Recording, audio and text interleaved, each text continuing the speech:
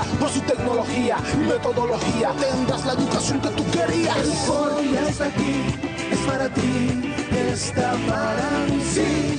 Te acerca la universidad para que vayas más allá. El foro ya está aquí, es para ti, está para mí, sí. Para que puedas progresar y así llegar más lejos. Muy buenas tardes, mis estimados estudiantes. Los saludamos una vez más desde el estudio. Esperamos que se encuentren muy bien allá en casa. Les presento al profesor Fabio Parra. Nos va a acompañar, vamos a socializar con él, vamos a interactuar de una manera muy rica, agradable, para que se nos haga más ameno el ejercicio y la clase del día de hoy. Quisiera que nos enfocáramos en el tema de educación y sociedad, que incluso en la clase anterior tuvimos la oportunidad de realizar. Les hablaba sobre Kant, les hablaba sobre Platón, ellos que hablaban, que pensaban sobre la educación. Nos decía Kant que la educación tiene por fin el desarrollo en el hombre de toda la perfección que su naturaleza lleva consigo. Qué bueno, ¿no? Mire lo que piensa él sobre la educación, que tiene como fin el desarrollo en el hombre, es decir, que la educación nos permite a nosotros desarrollarnos, integrarnos, bueno, una serie de elementos muy bonitos para la vida, para la sociedad, e incluso nos lleva a una perfección. Qué rico es que nosotros podamos lograr llegar a nuestros estudiantes, ¿no?, con un desarrollo bien hermoso de nuestra asignatura, de lo que hacemos, de lo que queremos proyectar en los demás. Perfección, pues quisiéramos que todo salga perfecto, ojalá, ¿no? Pues en la medida de las situaciones, dar lo mejor, eso también es importante, ¿no?, dentro de la educación. Platón, ¿qué dice? Dice, educar es dar al cuerpo y al alma toda la belleza y perfección de que son capaces. Ya utiliza algo tan bonito como lo interior, ¿no? Allá el alma, estar muy involucrado con lo que tenemos, no solamente en la cabeza, sino también en el alma. Qué bonito es que podamos transmitir también un ejemplo de vida para nuestros estudiantes y para la gente que nos rodea. Eso ya lo trabajamos la clase pasada e incluso, trabajamos una premisa, una pregunta: ¿qué efectos está ofreciendo hoy la educación en el quehacer cotidiano de los pueblos? No sé ustedes qué resolvieron, pero aquí mire lo que nos dice José Martí: el pueblo más feliz es el que tenga mejor educado a sus hijos. ¡Wow! Qué bonito, ¿verdad, profe? Sí, Fabio. Bonito. En la instrucción del pensamiento y en la dirección de los sentimientos. Un pueblo instruido ama el trabajo y sabe sacar provecho de él. ¿Un pueblo qué? Instruido, va a dejar mucho más. Un pueblo virtuoso vive más feliz y más rico que otro lleno de vicios. De eso también abordamos un tema, ¿no? Y ojalá pudiéramos nosotros no solamente decidir entre lo bueno, lo malo, sino también ya ir madurando en un juicio crítico lo que tenemos que darle a los demás. Y se defenderá mejor de todo ataque. Es natural que un hombre educado, pues, y que una persona educada pueda dar mejor, pueda expresarse también de una manera libre, espontánea, pero también con un conocimiento, ¿verdad, profe? También con unos elementos de juicio interesantes para abordar con los demás. Y a mí me parece que habla de tres cosas diferentes en la cita de Martí. Me parece bastante interesante. Habla de el pueblo más feliz tenga mejor educados sus hijos, ¿cierto? En la instrucción del pensamiento, es algo instruccional. Luego en los sentimientos, una inteligencia emocional que ahora está muy en boga. Luego en la instrucción que ama el trabajo, pero que saca el provecho de él, como muy en esa perspectiva del sentido social laboral. pero termina con un pueblo virtuoso, entendiendo la virtud allá como el punto medio, centro entre el exceso y el defecto, que es que es como la que él rescata, ¿no? Vive más feliz, que ya nos dijo allá atrás, ¿cierto? Una de esas características, y más rico, que es el provecho, que entre otro lleno de vicios, que es uno de los elementos de la virtud. Pero ese es bastante interesante la perspectiva y que sintetiza la inquietud presentada en Una la pregunta. Qué claro. buena cita, profe. Muchas gracias. La verdad es que tenemos que hacernos esa pregunta todos los días, ¿no? ¿Qué efectos o qué estoy ofreciendo hoy? Ustedes allá como estudiantes, futuros docentes, ¿qué van a ofrecer? ¿Cierto? ¿Cómo va a ser ese quehacer para los pueblos? Sabemos que hay muchos que nos están viendo de diferentes pueblos, lugares, ¿verdad? Incluso veredas, no sé, ahí tengo entendido que tenemos una gama de estudiantes de diferentes ciudades y pueblos que nos pueden estar viendo en estos momentos, y quisiera yo transmitirles, decirles que ustedes son los que van a hacer historia en la vida de sus futuros estudiantes, porque es cultura. Ustedes están haciendo también cultura, y su cultura la van a llevar también a sus pueblos, la van a llevar a su gente, y una persona educada, pues, ¿qué va a construir? Algo mejor, un mundo mejor, que es lo que pretende también decirnos José Martín, ¿verdad? Quisiera también entrar a analizar una frase que nos dice Santo Tomás de Aquino: un hombre tiene libre elección en la medida en que es racional. ¡Wow!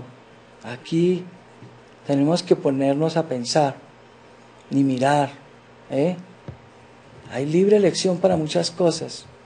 En algún otro programa decía del Papa San Juan Pablo II que incluso que el amor no es solamente un sentimiento, sino que también es razón y voluntad, porque tenemos que aprender a tomar decisiones, y eso hace parte de la madurez del hombre y del juicio crítico que tiene. Entonces, qué bonito es que el hombre, como tal, tenga unas características racionales lindas e importantes, pero también espirituales, y ya las vamos a ver también más adelante. Etimología de hombre, del latín homo, inis, ser animado racional, varón o mujer, usado, seguido de un complemento, somos complemento, ¿no?, para hacer referencia a un grupo determinado del género humano. Qué bueno es, siempre me gusta buscar las raíces latinas, griegas, para que nos dé un poquito más de amplitud de lo que queremos decir, y en este caso relacionado con el hombre. Hablemos del concepto de hombre. Algunos pensadores nos dicen, como Freire, desde la visión antropológica de Freire, la idea de hombre no es ajena a la idea de educación. No existe educación sin sociedad. Y también dice ahí humana, y no existe hombre fuera de ella. El hombre es un ser de relaciones. ¿De hacer qué? Relaciones. De compartir también con los demás. ¡Qué rico! De relaciones. Y hay tipos de relaciones. Ustedes y yo sabemos que hay gente buena y hay gente como que no muy agradable, por no decir mala, pero sí gente que es y puede ser nociva incluso para nuestro futuro como educadores. Y no solo, ahora dice, repito, el hombre es un ser de relaciones y no solo de contactos. No solo está en el mundo, sino con el mundo. Es decir, nos tenemos que también untar de sociedad, nos tenemos que también untar de pueblo, nos tenemos que untar también de personas. También necesitamos tener una relación importante. El hombre trae consigo una cantidad de interrogantes. ¿Quién soy? ¿Por qué estoy aquí? ¿Qué propósito tengo? Vamos a mirar eso un poquito más adelante. Hay otro concepto, tenemos a Sócrates. El hombre es un compuesto entre cuerpo y alma. ¿Eh? El alma es algo existente dentro de nosotros, pero que no se capta por los sentidos. Él dice que poseemos alma por lo que somos capaces de hacer. Que el alma tiene una vertiente práctica relacionada con lo que nos permite decir nuestra conducta. Empieza también la ética a formar parte del hombre. ¿Ve? Qué interesante. Mire cómo Sócrates empieza a desglosarnos a nosotros un concepto de hombre que es interesante, muy interesante. Cuerpo y alma. Él habla de cuerpo y alma. Platón también nos habla incluso de ello. Incluso dice que el alma, el cuerpo, el alma es prisionera del cuerpo. Y también se configura en el contexto de Sócrates, que el hombre está compuesto por cuerpo y alma. Pero también hay otros pensadores que pueden decir otras cosas diferentes, que en realidad no es así, ¿no? Que venimos de otras generaciones, o que fuimos creados de una explosión, o que fuimos, en fin, hay muchos teoremas y muchas teorías relacionadas con eso. Más sin embargo, quiero enfocarme en el hombre como tal. Para ello necesitamos también saber qué es persona. La palabra persona designa a un individuo de la especie humana, hombre o mujer, que, considerando desde una noción jurídica y moral, es también un sujeto consciente y racional, con capacidad de discernimiento y de respuestas sobre sus propios actos. ¡Wow! Actos. Actores de nuestros propios actos, así les digo yo también a los de ética, ¿verdad? Somos actores de nuestras mismas acciones, nos volvemos... es un concepto opuesto al animal o cosa, pues se le atribuyen la racionalidad y la vida, y en ese sentido cumple un desarrollo biológico y psíquico desde que nace hasta que muere. Es claro que en derecho también se maneja persona natural o persona jurídica, ¿no? Que son otros elementos conceptuales desde esa ciencia. Pero qué bueno es que también podamos entender que ser persona trae consigo una connotación tan grande que tendría que empezar por preguntarme muchas cosas. ¿Qué te preguntarías tú? Le suelto ahí esa píldora. ¿Quién eres tú? ¿Qué piensas de la vida? ¿Qué piensas de lo que estás estudiando?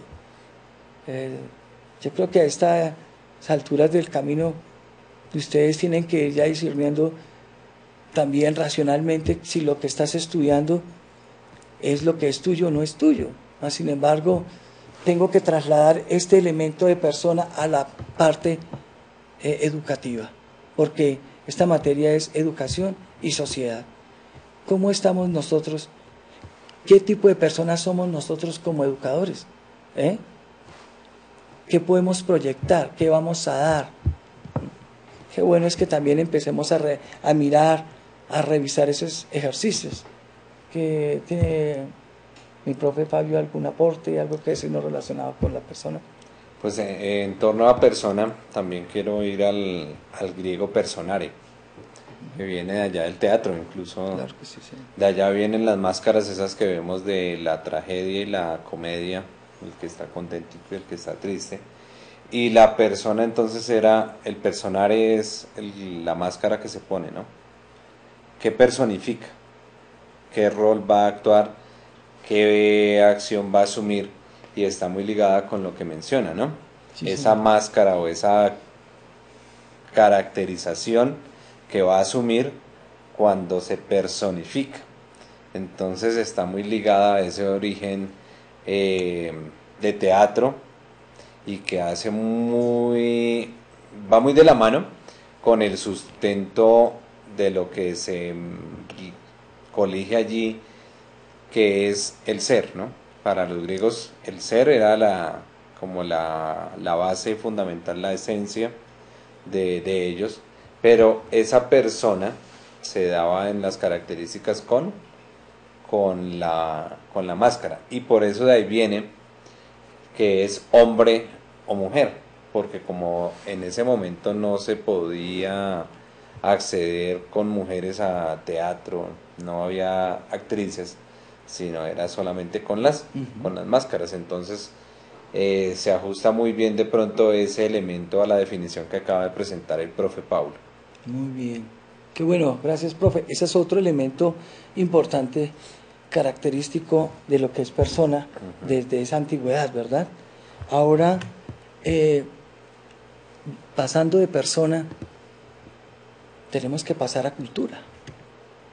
Hemos ido dando una cantidad de conceptos importantes. En esta primera unidad es clave llenarnos de estos elementos que nos pueden ayudar a nosotros a transmitir a nuestros propios estudiantes estas herramientas. Nosotros estamos tratando de darles aquí también unos temas como herramientas que ustedes también pueden desarrollar con sus estudiantes. De ahí que ustedes vean este tipo de asignatura, educación y sociedad, porque miren, nosotros como seres humanos y como personas necesitamos mejorar en muchas características. Mira tú en qué debes mejorar, no solamente en tu expresión, o tu forma de vestir, o tu forma de hablar, o de decir algo, sino también qué puedes aportar, o qué has dejado de aportar como hombre, como persona. ¿Por qué? Porque quiero también que eso que tú eres a nivel cultural también lo transmitas, ¿no? Porque la palabra cultura viene de cultivar la tierra. Miren, aquí tenemos nosotros también una etimología de cultura. Vamos a ver qué cultivas tú, cómo cultivas tú también tu vida como hombre o como persona o como mujer.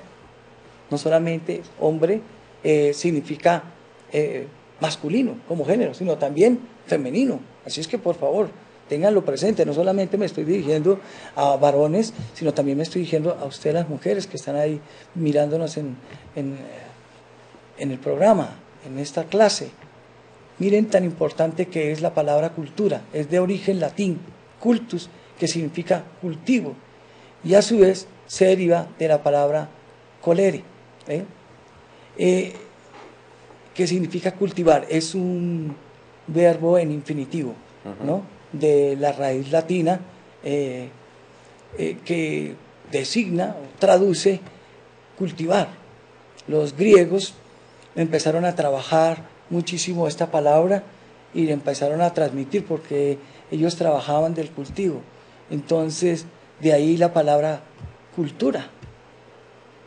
Por eso es tan importante nosotros revisar cómo estamos nosotros en nuestros pueblos, qué estamos transmitiendo, dónde nos encontramos. En fin, la cultura aborda muchos elementos importantes y vamos a mirarlos, vamos a trabajarlo. Esa cultura es todo complejo que incluye el conocimiento, el arte, las creencias, las leyes o la ley, la moral, las costumbres y todos los hábitos y habilidades adquiridos por el hombre, o porque también los adquirimos a través de los hábitos. Es también importante tener claro eso. Nosotros tenemos una palabra que la utilicé ya en otra clase de moral, donde viene de la raíz latina mos, que significa costumbres, y esas costumbres tienen que ver también con la cultura. ¿Qué elementos costumbristas adquirimos nosotros en nuestra vida y en nuestros pueblos? Nosotros quisiera dar un ejercicio muy del derecho, no sé, muy casuístico. Y hay muchas personas que no pueden dar de lo que no tienen. ¿Cómo voy a dar yo amor si no recibí amor? ¿eh? Si mi abuelo no me enseñó algo importante para la vida, o mi mamá, nadie da de lo que no tiene. Lo mismo pasa con la cultura. Yo tengo que enseñarle a mis hijos, como ustedes futuros docentes tienen que enseñarle a sus estudiantes, hablarles y decirles cómo es nuestra cultura, qué es Colombia, qué es Putumayo, qué es el Cesar, qué es, qué sé yo, donde tú te encuentres. Y muchas clases se trabajan de una forma hermosísima cuando se hace el ejercicio de las regiones, ¿cierto? Sí. Yo he tenido la oportunidad de trabajar con mis estudiantes las regiones de Colombia y hacemos muestras culturales que pasa en la región andina, pacífica, ¿cierto? Y salen unos productos interesantes. Hagan lo mismo con sus estudiantes, así sean pequeños, incluso universitarios. Yo lo he hecho con muchachos universitarios, donde les digo, vamos a hacer una muestra cultural, vamos a ver las regiones, y ahí miramos cómo estamos también, y eso es lo que nosotros también podemos proyectar. Incluso me traen el traje típico,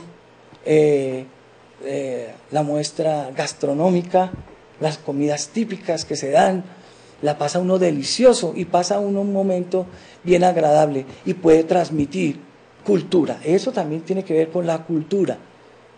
¿Qué también le estás transmitiendo de cultura a tus hijos? Sí, claro, la disciplina, las normas, las leyes, claro, qué rico. Pero también hay otros elementos muy importantes que se conjugan para nosotros dar a conocer qué es cultura. Miren, termino ahí diciendo que son habilidades adquiridas por el hombre, no solo en la familia, sino también al ser parte de una sociedad como miembros que es, o como miembros que somos. Si ven ustedes la diapositiva, ven diferentes colores, razas, ¿cierto? Vemos ahí de diferentes pueblos. Nosotros tenemos que mirar cómo estamos etnográficamente, geográficamente, culturalmente, y cómo lo podemos nosotros proyectar, y de qué forma y de qué manera. Nadie les vaya a olvidar, por favor, el arte. El profe ahorita nos hablaba de las máscaras, ¿eh? Es un arte. El teatro, eso es arte, ¿eh? Dibujar, crear, poner a nuestros estudiantes a hacer, no sé, la familia, a que dibujen el entorno en donde se encuentran. Ahí van también ustedes a descubrir muchísimo quiénes son ellos en su interior. El arte también es un espejo importantísimo que se descubre como en los ojos, el espejo del alma. Muchas veces dibujando uno puede mirar qué tal es esa persona, cómo es esa persona y qué es capaz de hacer esa persona. Recuerdo el caso de una niña que pasé al tablero a que dibujara, y me decía ella, no soy capaz, yo no puedo. Y yo le digo, ¿y por qué? Es que yo no sé, en mi casa no me han enseñado. Fue lo primero que dijo, en mi casa no me han enseñado, y ahora yo soy tímida, me da miedo también pasar al tablero. Era una locura total. Le decía, pero bueno, tenemos nosotros que también culturalmente abordar estos casos y decirle, bueno, ¿qué es lo que más te gusta de tu tierra, de tu pueblo? Ay, me gusta tal cosa. Bueno, háblame de eso, dibújalo. Y hablándole de esa manera, la niña empezó a dibujar y empezó a compartir y empezó a dar una muestra cultural muy hermosa, muy bonita. Bueno, ahí les doy tips, ¿no? Para que ustedes también en sus clases los puedan desarrollar. De ahí que es muy importante que culturalmente le podamos dejar también a nuestros estudiantes el amor por la patria, pilas, el amor por nuestras raíces. Esas son raíces, nuestros pueblos, nuestros ancestros. Eso también es cultural. Muy bien, pasando de la cultura,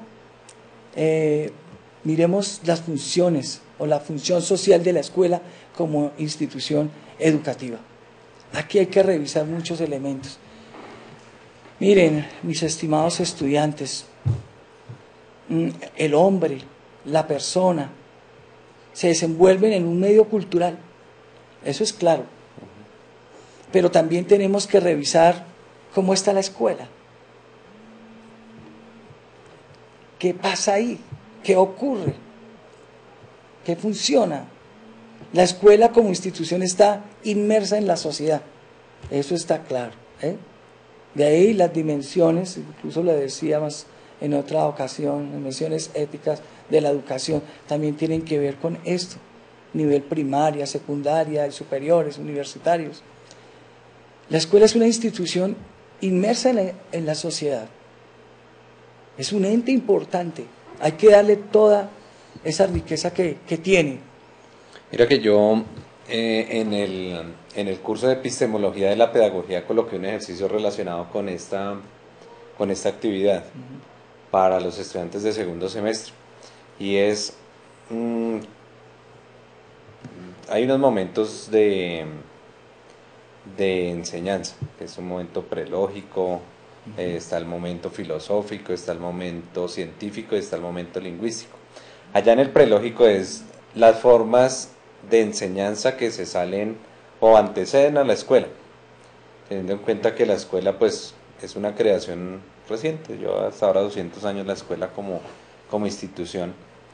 Entonces, como fuera de esos espacios también se generan procesos educativos. Y allí entonces, el semestre pasado que ya hicimos el ejercicio, salieron elementos muy bonitos como el Festival del Chicharrón, por allá en este pueblito, se me olvidó, Bosconia, en Bosconia. Toda una cultura alrededor de eso y que se ha transmitido en más de 5 décadas que lleva este festival, el Festival de la Chicha, y cómo entonces es buscar cómo se había rescatado esa tradición, porque a veces nosotros somos muy eurocentristas, ¿no?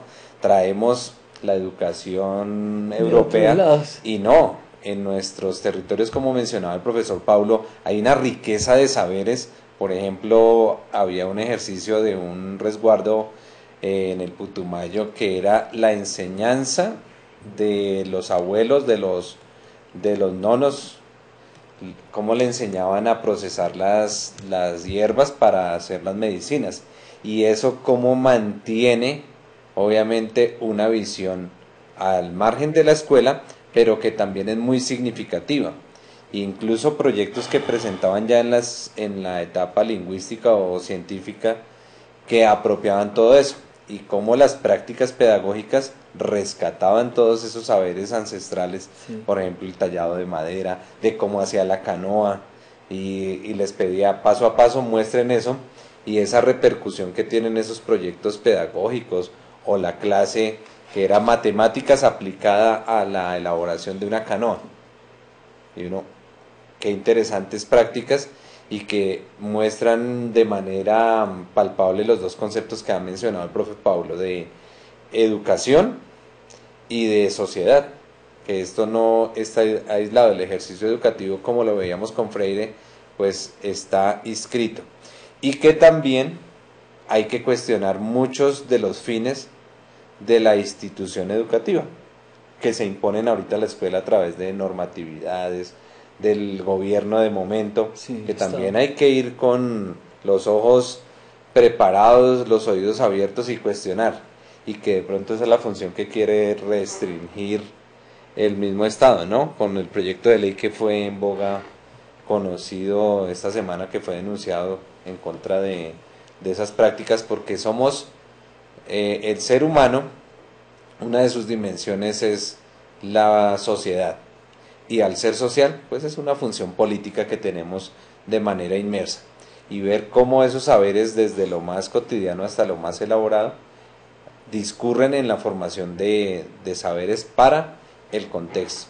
Eso es muy interesante, aquí realimentando esta discusión bastante importante que está mencionando el profe Paulo. Es muy importante que todos comprendamos que somos un instrumento de vida o muerte en nuestra sociedad.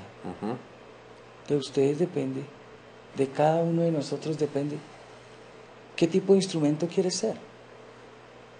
En tu escuela, en tu casa, en tu familia.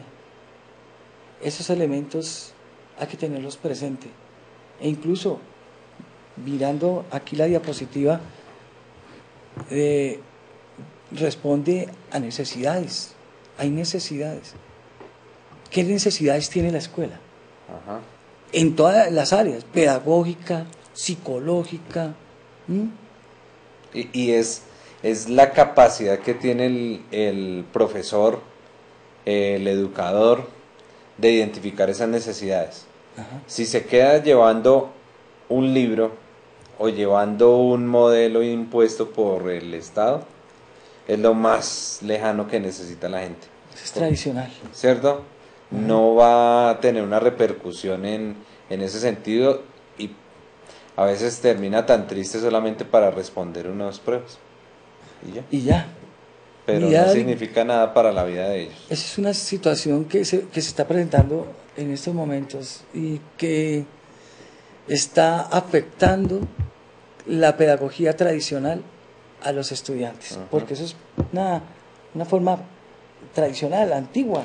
Las formas antiguas afectan. Ya no estamos con la época de la pérula, ya nosotros no estamos con la época de el puesto para los inteligentes, el puesto para el bueno y el puesto para el regular. Yo viví esa época muy triste. Nosotros ya no estamos... Profe, ¿dónde lo colocaban ahí en el salón?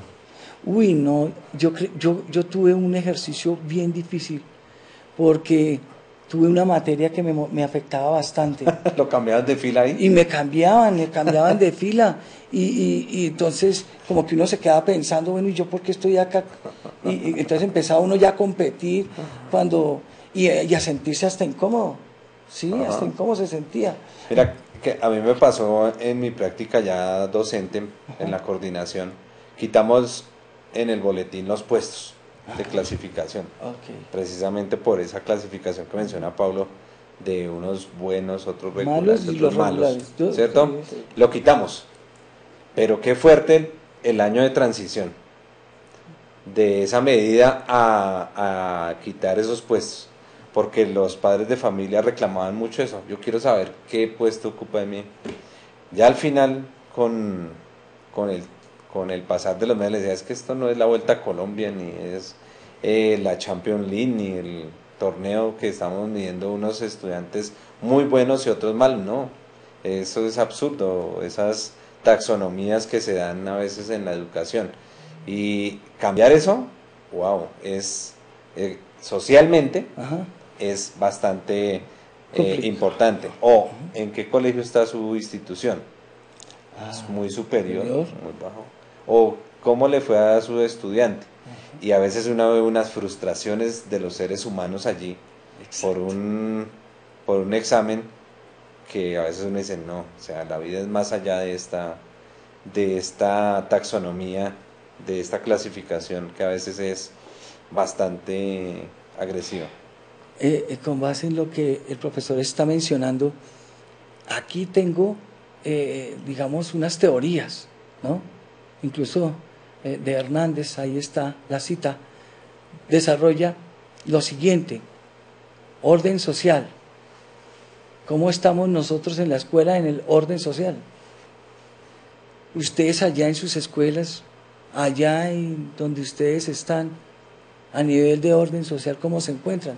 Tengo entendido que hay estudiantes que están todavía en veredas donde hay guerrilla. Y el orden social es duro, es difícil. Y que ellos no han podido salir a veces de ciertas regiones por la violencia que hay, o están amenazados. O hace poco en el noticiero, una escuelita pidiéndole unos niños al Estado, por favor, auxilio. Seguimos aquí como un cambuche pidiendo que les coloquen ahí una escuela. Eso es un orden social fuerte, una situación social. E incluso se habla de un equilibrio. ¿Dónde está el equilibrio? Unas regiones con todas unas comodidades y otras regiones en una situación paupérrima, gravísima, que a nivel de escuela es difícil. Y a nivel pedagógico, ¿cómo pueden ellos trabajar? Pero mire que hay muchos líderes maestros que han dado su vida por llevar una buena educación, así sea en un cambuche, y los felicito, desde aquí los felicitamos porque conocemos de este tipo de personas, que así sea un cambuche o así sea en Guadua, ellos tratan de llevar el conocimiento del amor, de la educación, tratan de llevar lo mejor de sí para que los niños puedan recibir una buena educación o lo mejor que ellos pueden. La verdad, desde aquí nosotros nos unimos a esos esfuerzos de esos maestros líderes que ayudan a un equilibrio, y hay niños que tienen que caminar muchos lugares, ¿cierto?, para llegar a la escuela, tienen que pasar de un lado a una vereda a otra, o pasar por un cable. No sé si se vio un programa donde por un cable tenían que ellos pasar al otro lado para llegar a la escuela. La carabita, la llaman en el llano. Muchas gracias, sí, exactamente. Hay que también tener en cuenta la complementariedad familiar. Miren, eso es otro elemento importantísimo dentro de la función social de la escuela. Clave, la familia, el hogar. Que ustedes, futuros docentes, que ustedes, estudiantes, o si ustedes ya están ejerciendo, qué bonito es que lleven desde su familia a la escuela un buen ejercicio de vida, un buen ejemplo de vida. Y más, me quedo corto, porque hay muchos elementos importantes que hay que agregar ahí de la familia, porque hay hogares de hogares, familias monoparentales, familias con problemas, dificultades, eso es lo que hay. Y mientras ustedes puedan tratar de ir solucionando sus situaciones en esas funciones, pues sería maravilloso. Pero desde acá, la verdad, felicitamos a muchos de esos líderes que están ayudando en pro de una institución educativa para una buena transmisión o una buena enseñanza. Miren, también se habla de estratificación, lo que nos hablaba el profe Fabio ahorita, estratas, ¿no? Ahora se paga por la escuela pública o la escuela privada.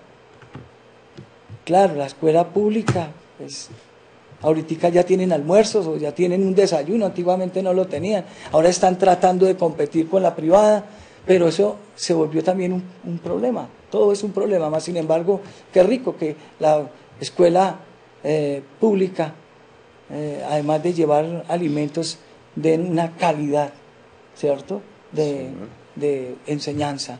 Y para eso, pues también felicitamos a algunos docentes que trabajan con la escuela pública y que dan lo mejor para ellos, para sus estudiantes. Pero también qué rico que desde la escuela privada puedan dar para que los estudiantes no sean tan permisivos, porque a veces esos estratos muy altos también pueden afectar. Muy bien. Credencialismo y muchísimos elementos importantes que nosotros necesitamos abordar dentro de la función social de la escuela como institución educativa. Quedamos en esto, voy a ir redondeando, quiero que ustedes revisen acá porque ya se nos va terminando el tiempo. Educación, globalización y desarrollo. Ya hemos ido abordando el concepto de educación. Qué bonito es que trabajen también el fenómeno de la globalización. ¿Qué está pasando con el fenómeno de la globalización, ¿no? Y qué se está tratando allí. Les dejo ese ejercicio, mire, trabajen en eso. La globalización como un sumatorio de materias, de interdisciplinariedad, clave, ¿no? Miremos a ver la globalización que está haciendo por la educación. Pilas. Y termino con esto. Más sin embargo, desde el punto de vista del desarrollo, la educación es uno de los mecanismos que interviene de manera significativa en el progreso de los pueblos. Ya lo dijimos, pues amplía el horizonte cultural y sustenta los valores que dan sentido a la sociedad, proporcionándoles estructuras, conocimientos, relaciones y motivaciones que les garanticen un bienestar social. Mis estimados estudiantes, muchas gracias por acompañarnos. Profesor Fabio, gracias por estar con nosotros, muy amables.